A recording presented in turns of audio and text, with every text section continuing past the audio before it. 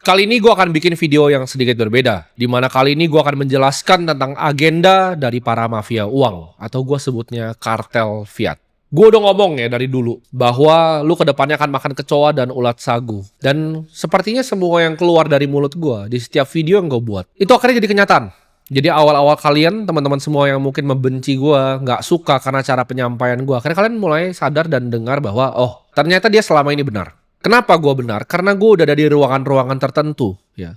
Di hidup ini gue udah sampai pintu-pintu paling akhir kalau kalian bilang ya. Gue udah ketemu dengan orang-orang paling berpengaruh bukan hanya di negara kita, bahkan di dunia. Gue tahu persis agenda apa yang mereka mau lakukan dan caranya bagaimana. Gue sudah bilang bahwa lu semua akan susah cari kerja itu dari 2022. 2022 akhir, gue udah ngomong, lu semua akan susah cari kerja dan sekarang lu baru kelabakan. Wah, cari kerja di luar, cari kerja di luar. Gue udah bilang upgrade skill. Dan banyak dari lu, setiap kali gue kasih tahu tentang sesuatu ya, gue ngomong Bitcoin dari 290 juta, itu gue dimaki. Oleh bahkan orang-orang di instansi dan oknum-oknum tertentu ya. Banyak yang gak seneng sama gue. Banyak yang ngomong bahwa oh, ini anak kecil ini tahu apa sih ya. Oleh kartel-kartel mafia uang itu yang gue sebut. Mereka punya berbagai macam senjata, mereka punya berbagai macam arsenal yang bisa dipakai untuk melawan orang yang mereka gak suka. Banyak mungkin dari teman-teman gue yang di atas sana itu kasih gue saran.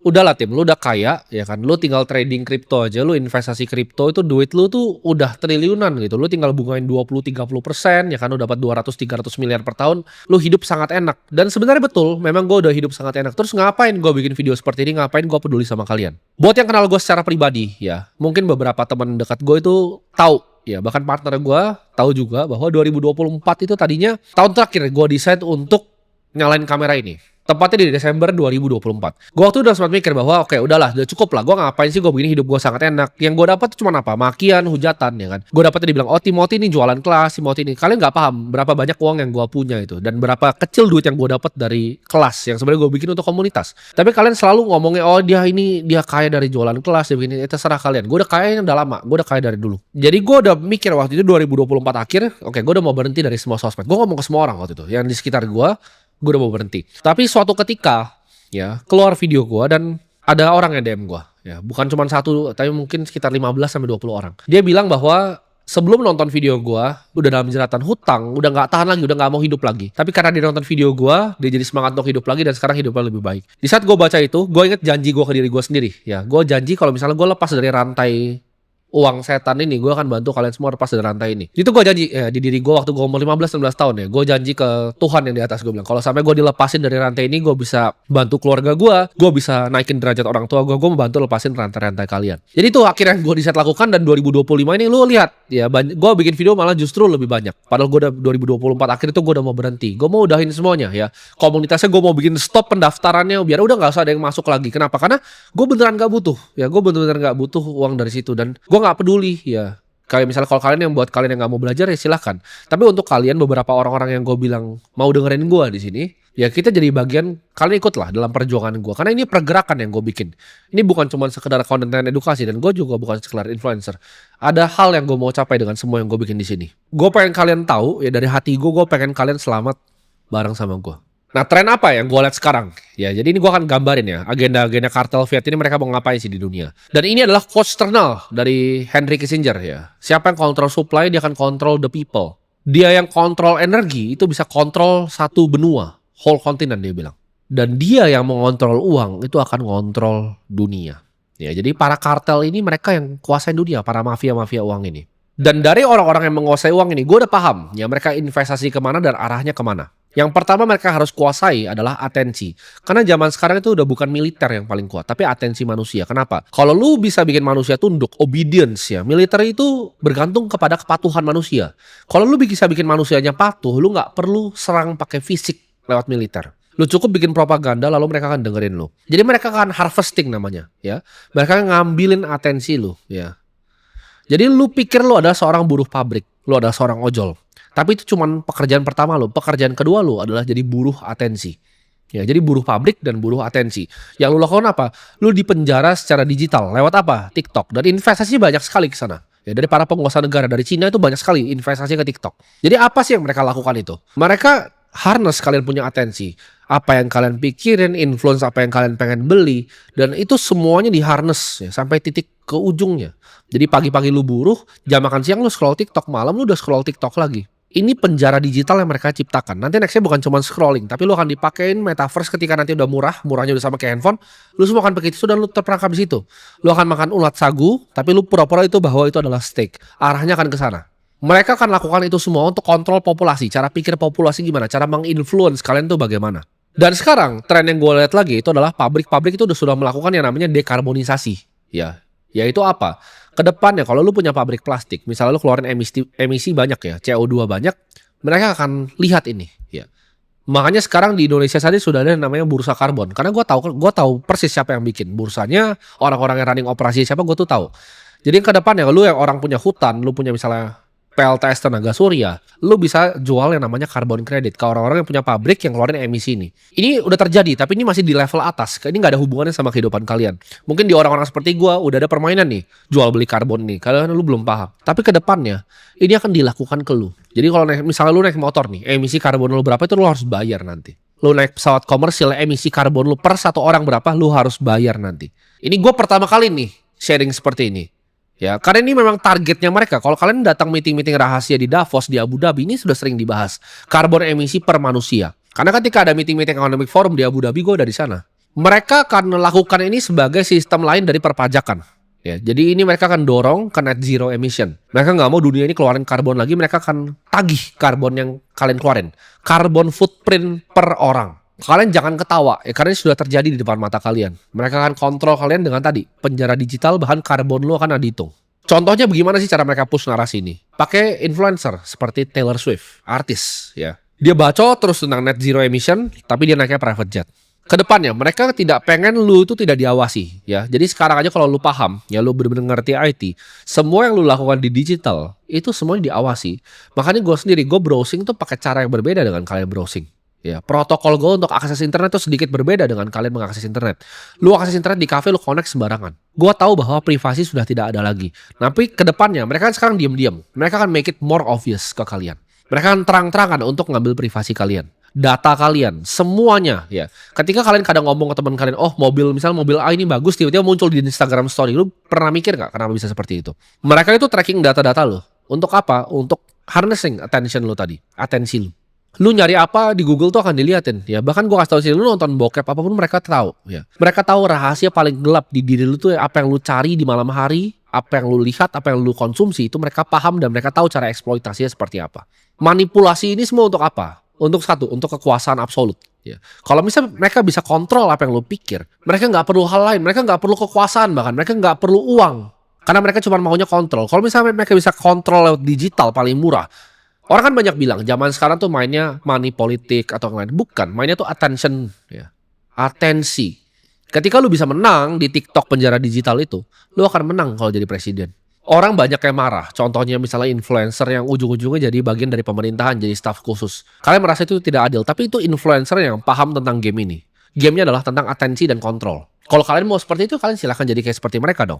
Ya, jangan salahkan sistemnya, tapi cari cara untuk ngakalin sistemnya. Jadi ngakalin demokrasi itu bukan cuma pakai uang, bisa pakai atensi kalian yang di penjara. Gue ngomong di sini, AI dan humanoid robot yang bentuknya manusia itu akan hapus 40% dari pekerjaan lo semua. Bukan 10, bukan 20, bukan 30. Target mereka adalah 40% dari kalian semua dihapus. Ya, mereka akan gantiin, apalagi di negara-negara SDM rendah. Ya, pekerjaan yang clerical, administratif itu semua akan diganti dan dirubah. Layoff massal itu akan dimulai di tahun 2030 dan yang kalian sebut dengan gig economy ya. Apa itu? Ekonomi yang freelance. Jadi misalnya kalian freelance content creator, freelance videographer, itu semuanya akan mati ke laut. Semuanya akan hilang. Jadi usaha-usaha freelancing itu akan hilang by 2030 ya. Mereka akan matikan dulu gig economy ini dan mereka akan matikan yang layoff massal. Kenapa? Karena kalau bisa robot lebih patuh, buat apa ada manusia? Dunia ini akan berubah ke era yang gue sebut era hyper specialist, di mana kalian yang ngerti tentang energi fusion, yang kalian yang ngerti tentang bikin energi nuklir yang lebih efisien, yang lebih aman, itu kalian yang dapat semuanya, semua uangnya. Kalian yang bisa harness energi, kalian yang bisa bikin platform seperti TikTok yang bisa harness atensi. Orang-orang seperti ini yang akan paling dibutuhkan. Kalian yang mengerti ya quantum computing, kalian yang mengerti tentang kriptografi, quantum resistant kriptografi, ini jadi orang-orang yang menguasai dunia. Orang-orang hyper specialist yang bisa menguasai machine learning AI. Tapi kalau cuma lu, cuma nyapu, cuma jadi akuntan, itu semua akan jadi sampah. Kedepannya mereka akan terus melakukan percetakan uang ini ya untuk memperbudak kalian. Nah, mereka akan nanti pinjam teknologinya kripto. Mereka akan bikin central bank digital currency. Nah, ini adalah Trojan horse. Ini kayak zaman persis Trojan horse. Lu kira dapat hadiah kuda, mereka masuk, mereka tusuk lu semua dari belakang. Mereka akan bilang pakai fiatnya. Mereka ini udah pakai blockchain sama kayak kripto, padahal itu beda. Itu kripto palsu. Itu kripto yang mereka bikin, yang mereka bisa cetak lagi supply-nya. Sama persis kayak uang yang mereka punya sekarang, tapi bedanya itu punya public ledger. Itu akan jadi Trojan horse. Ya, jangan ketipu. Selalu fokus di Bitcoin. Karena gue percaya Bitcoin gak akan sekedar cuma jadi alternatif aset. Ini akan jadi aset di mana semua orang di dunia harus pakai. Harus pegang, harus punya. Kalau enggak mereka tidak bisa bertransaksi lagi nanti ke depannya.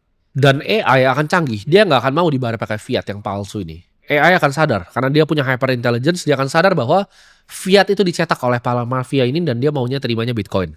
Gue sebut di sini, alpha di market tuh akan hilang. Ya, jadi keuntungan yang kalian bisa dapatkan dari market itu cuma mungkin 5-10 tahun lagi. Karena semuanya aktivitas di market akan digantikan oleh robot. Lo akan cuma bisa lari ke indeks. Lo gak akan bisa dapat keuntungan plus di atas market. Jadi kalau lo mau main di market, mainnya sekarang dan hari ini. Karena 5-10 tahun ke depan tidak ada eksploitasi seperti sekarang lagi. Kalau zaman sekarang banyak kan trader tuh isinya orang yang monyet. Ya, jadi gue untuk ngambilin makan siang mereka gampang banget. Gue kayak ngambilin permen dari anak kecil. Setiap kali gue masuk ke dalam market untuk trade, gue kan udah belasan tahun di sana. Gue punya ilmu dan knowledge yang ekstensif dan uangnya banyak. Ketika banyak trader-trader curut yang masuk di market, itu gue kayak ngambilin permen dari bayi. Gampang sekali. Nextnya, permen itu yang punya robot. Gue ambil ditarik tangan gue putus, nggak bisa. Jadi gue nggak bisa dapat keuntungan lagi. Itu pun gue tuh tahu yang bisnis core gue adalah investment. Ya, gue punya trading firm sendiri, tapi gue tahu ya kedepannya ini nggak akan ada lagi. Wall Street itu kedepannya akan berubah semuanya jadi kripto, semuanya akan ditokenisasi. Bahkan gue melihat masa depan di mana agen properti itu nggak dibutuhkan, semuanya nanti real estate udah ditokenisasi. Kalau mau transaksi tinggal lewat smart contract, nggak perlu ada agen propertinya lagi. Di era sekarang, lu nggak bisa santai-santai ya, karena perkembangan ini akan makin maju terus. Dan ini semua yang gue gambarin tadi, keuangan akan berubah seperti apa. Nanti lu akan cuma makan ulat sagu dan makan kecoa. Lu nanti gak akan dibutuhin di masyarakat karena 40% akan digantikan robot. Karbon emisi lu tuh akan dihitung sebagai perpajakan lu. Lu juga akan dicekek ya dengan hutang, dengan sistem-sistem keuangan yang berbahaya ini gue sebutnya. Karena lu dikasih gaji yang pas, lalu lu dibanjirin dengan uang mereka. Dibanjirin, jadi inflasi, terus datanya lu dibohongin. Oh enggak kok cuma 1%. Enggak kok cuma 0,7%. Lu dibohongin, lu dibanjirin dan lu dibohongin. Lu kalau cuma kuasain energi atau makanan, lu memang bisa kuasain negara. Tapi kalau bisa kuasain uang, lu bisa kuasain dunia. Ya, dan mereka tahu ini. Mereka yang kuasain uang. Ya, dari pertemuan di Jekyll Island itu. Bahkan bukan gue yang ngomong, tapi Woodrow Wilson. Dia bilang dia sudah gagal jadi presiden. Karena negara Amerika ini sudah dikontrol oleh para mafia uang ini. Kalian bisa lihat quotes-nya di sini. Dia bilang, I am most unhappy man. I accidentally ruined my country. A great industrial nation is now controlled by its system of credit. Our government is no longer based on the freedom of opinion, nor on the conviction and the majority decision. It is now a government which is subjected to the conviction and the compulsion of a small group of dominant men. Gue akan tekanin di belakang. A small group of dominant men. Jadi Amerika itu udah gak bisa bikin keputusan sendiri. Presidennya pun sudah angkat tangan. Ini dikuasai segelintir orang, yaitu mafia uang ini. Dan mereka punya kuasa yang luar biasa. Mereka itu punya sistem hukumnya karena bisa dibeli semua sama mereka. Mereka punya senjata-senjatanya, mereka punya law enforcementnya. Jadi orang-orang seperti gua yang membongkar seperti ini, mereka gak akan suka. Mereka punya arsenalnya. Ketika orang nge-cross mereka bisa bekuin banknya. Ketika orang nge-cross mereka bisa pakai hukum untuk sikat orangnya. Mereka punya semua arsenalnya untuk sikat orang. Jadi di dunia ini, orang-orang seperti gue yang berani ngomong, itu cuma ada karena dua ya hasilnya. Yang pertama, mereka akan lawan pakai smear campaign. Mereka akan jelekin nama gue untuk orang gak percaya sama gue.